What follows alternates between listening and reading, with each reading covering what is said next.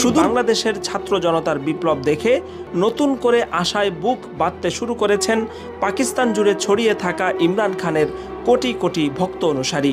সুদূর পাকিস্তানেও আশ্রে পড়েছে বাংলাদেশের ছাত্র বিপ্লবের ঢেউ। ইতোমধ্যে আইএসএফ তথা ইনসাফ স্টুডেন্ট ফেডারেশনের নেতৃত্বে পাকিস্তানের বিস্তীর্ণ এলাকা জুড়ে বিক্ষোভ শুরু হয়েছে।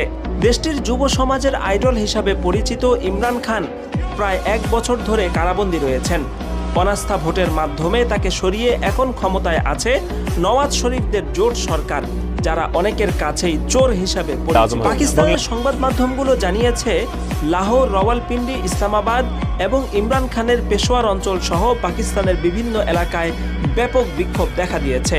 লক্ষণীয় বিষয় হচ্ছে এসব বিক্ষোভের অনুপ্রেরণা এসেছে বাংলাদেশ থেকে।